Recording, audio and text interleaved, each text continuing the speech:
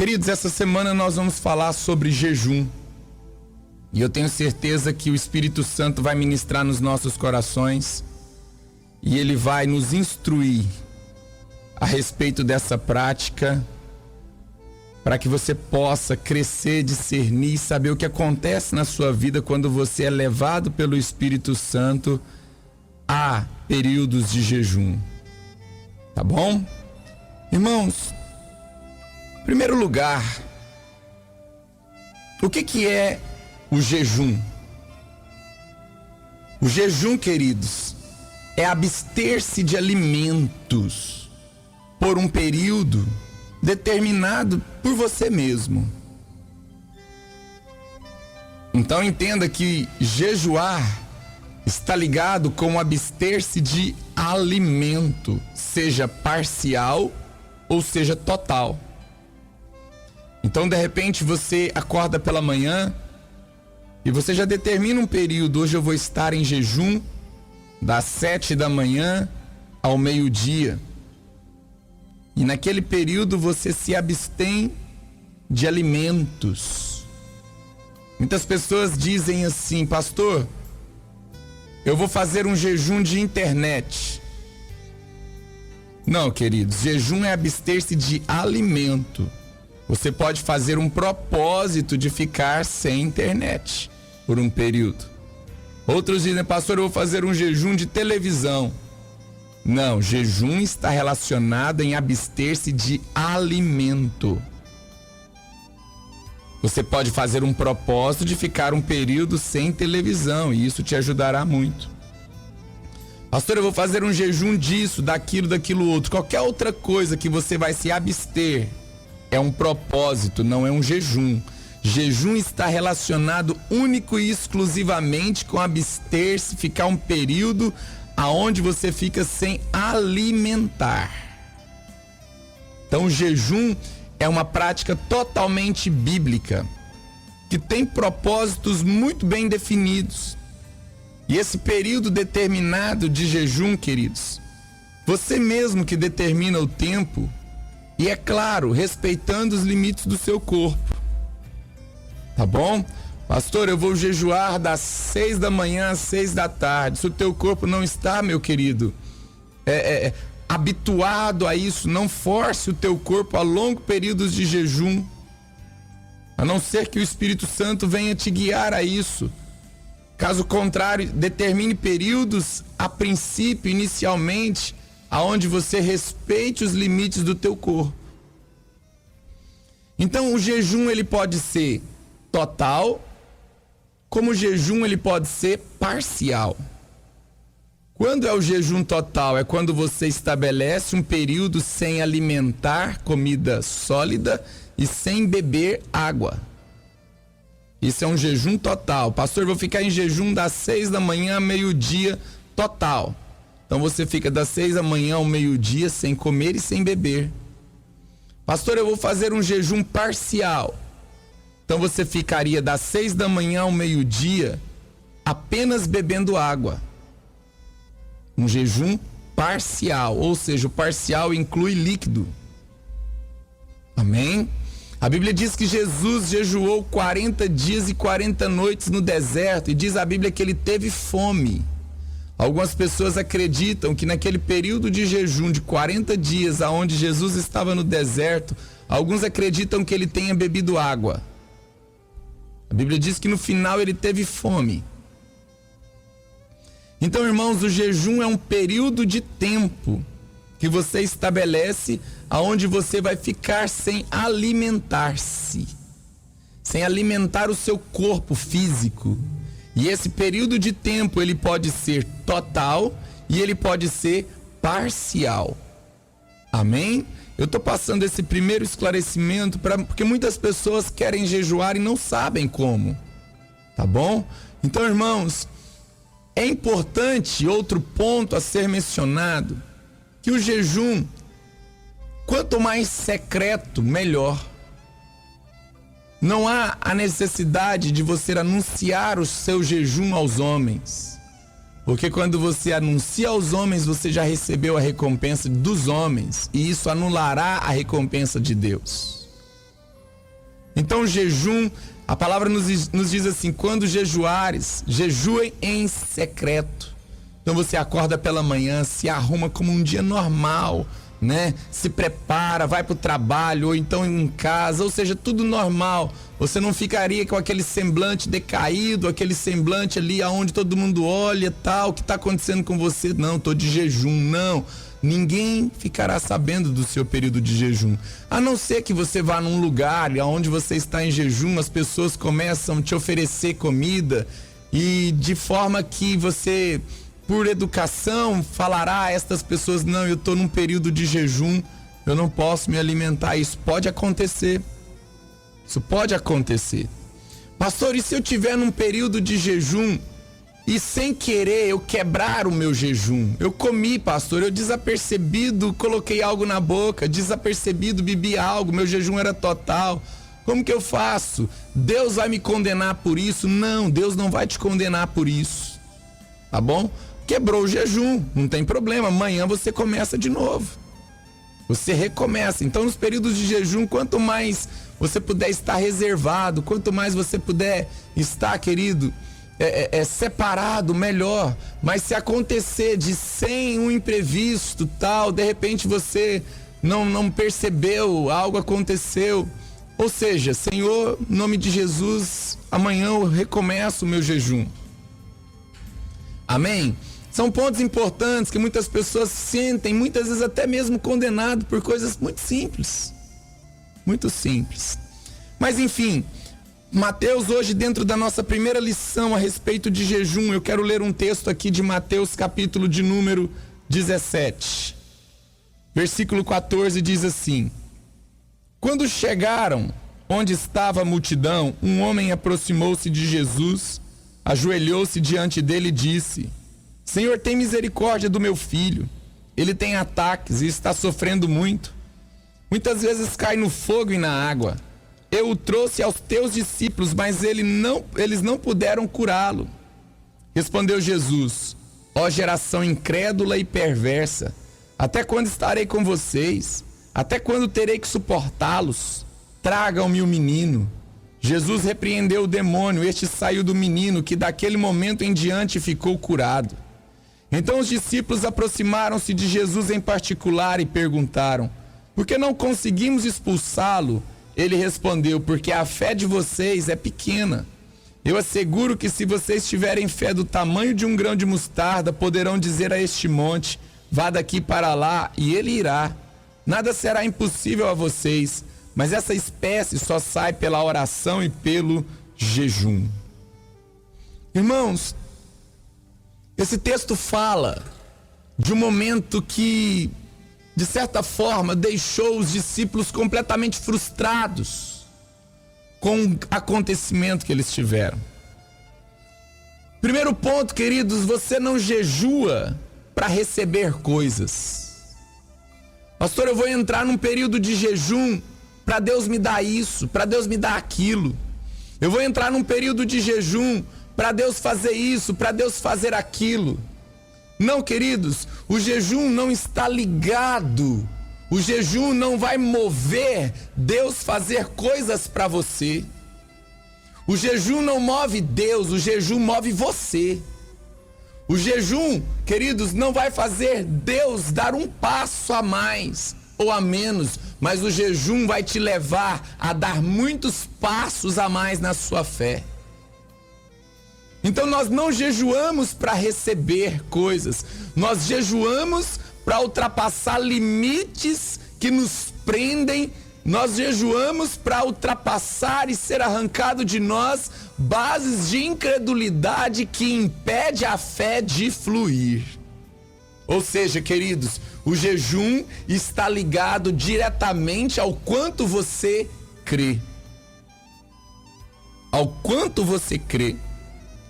Quando essa prática foi estabelecida, Jesus não nos ensinou sobre jejum para recebermos. Jesus nos ensinou sobre jejum para nós estarmos livres.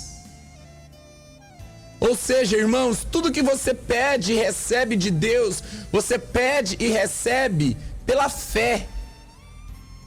Você recebe pela fé e pelo sacrifício de Cristo na cruz, você recebe. Ou seja, você crê naquilo que Jesus fez na cruz, então aquilo vem para a tua vida. Você crê naquilo que Jesus fez na cruz, a cura é ligada, a provisão é ligada, a libertação é ligada.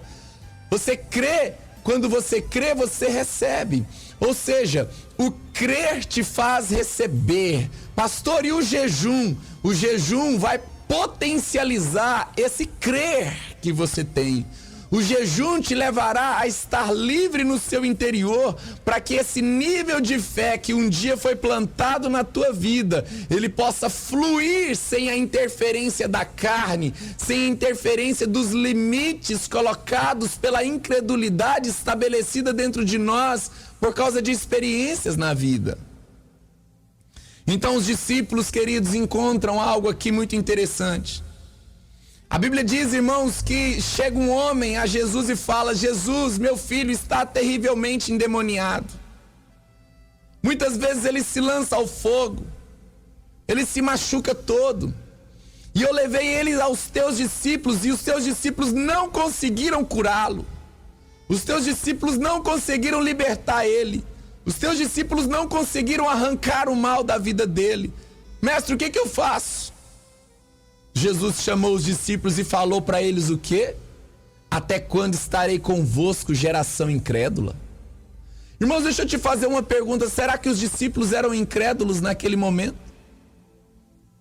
Por que Jesus viu incredulidade nos discípulos? Porque os discípulos, se você ler a Bíblia, em outros tempos atrás, antes desse acontecimento, os discípulos haviam expulsado os outros demônios. Os discípulos haviam vencido os outros demônios, mandado embora. Eles já tiveram experiências naquela área, porém eles entraram no momento da vida deles aonde eles não conseguiram, eles encontraram um limite, eles encontraram um ponto, eles encontraram um lugar aonde eles não conseguiram ultrapassar. Eles ficaram travados naquele momento. E Jesus disse para eles: vocês, até quando estarei convosco, ó geração incrédula? Ou seja, Jesus associou o insucesso deles em expulsar aquele demônio à incredulidade do coração deles. Olha isso. Jesus olhou para eles e associa a incapacidade de expulsar o demônio com a incredulidade do seu coração. Então Jesus olha, fala: traga-me o menino. E Jesus ora e expulsa o demônio do menino. O menino é curado, o menino é liberto. Mas os discípulos, sem entender, tiveram uma conversa particular, chamaram Jesus e disse: mestre, por que nós não conseguimos expulsar aquele demônio? Por que nós não conseguimos? Jesus respondeu: porque a fé que vocês têm é pequena. Querido, imagina, você já teve uma experiência onde você expulsou o mal, mas agora você tem uma experiência onde você não expulsa o mal, e Jesus associa isso à pequenez da fé. Meus irmãos, eu quero te dizer, o que Jesus estava nos ensinando aqui é que muitas vezes nós entramos em áreas da nossa vida onde nós chegamos a um limite, onde nós encontramos um teto. Você começa crescendo, crescendo, crescendo, rompendo, rompendo, mas chega um momento, tem uma área que se trava. Talvez é as finanças, fica travada. Talvez é o ministério, fica travado, querido pastor. Talvez você que tem um chamado, você fala: minha vida vai até certo lugar, daqui pra frente eu nunca consegui romper, daqui pra frente eu nunca consegui ultrapassar. Pastor, me explica por que existem esses tetos na nossa vida que nós não conseguimos atravessar. Foi a crise dos discípulos. Eles encontraram um teto espiritual aonde eles não conseguiam ultrapassar. E Jesus fala com eles: se vocês tiverem fé, vocês não apenas vão expulsar demônio, mas vocês vão ordenar esse monte: ergue-te, passa daqui e vá para lá, e o monte vai obedecer. Nada será impossível a você.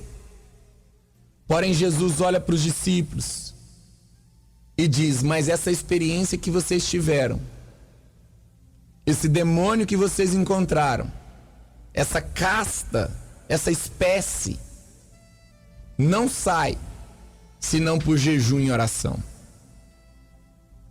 Aí você me pergunta, pastor, então eu tenho que jejuar e ir lá expulsar o demônio. Ouça isso, Jesus não ligou o jejum ao demônio. É o que a maioria das pessoas entendem quando leem esse texto. Pastor, tem demônio que se eu não tiver de jejum não sai não. Pastor, tem certos tipos de situações que se eu não tiver no jejum não vai embora não. Não é isso que Jesus ensinou. Jesus ele não ligou o jejum e a oração ao demônio. Ele não ligou o jejum e a oração, essa prática, para expulsar o demônio. Mas Jesus estava ligando o jejum e a oração à incredulidade dos discípulos. Ele estava dizendo, vocês vão encontrar tetos, vocês vão encontrar limites. E só o jejum e a oração vai fazer vocês ultrapassarem esses limites num nível aonde esse tipo de demônio não será nada diante de vocês. Porque os demônios se submetem ao poder do nome de Jesus. Ou seja, queridos, essa prática chamada jejum, ela nos foi dada. Para quê? Para que os limites da nossa alma, para que as bases de incredulidade dentro de nós, elas sejam arrancadas e a sua fé potencializada num nível aonde não haverá tetos, aonde não haverá limites, aonde o poder de Deus fluirá com tanta graça, aonde o poder de Deus fluirá com tanta unção através de você, que nenhum teto, nenhum limite, nenhuma incredulidade impedirá o fluir de Deus na sua vida e o fluir de Deus através da sua vida. Então, irmãos, é tempo de nós jejuarmos. Não para recebermos coisas, não para expulsarmos o mal, mas é tempo de jejuarmos para que o nosso interior fique livre, completamente livre, para que o fluir do poder de Deus encontre passagem através de nós. Ou seja, não tem incredulidade, não tem angústia, não tem circunstâncias, não tem situação que bloqueie a minha fé. Ou seja, o jejum está ligado à potencialização da sua fé. Quanto mais você jejua, mais a tua fé é livre para fluir. Aleluia!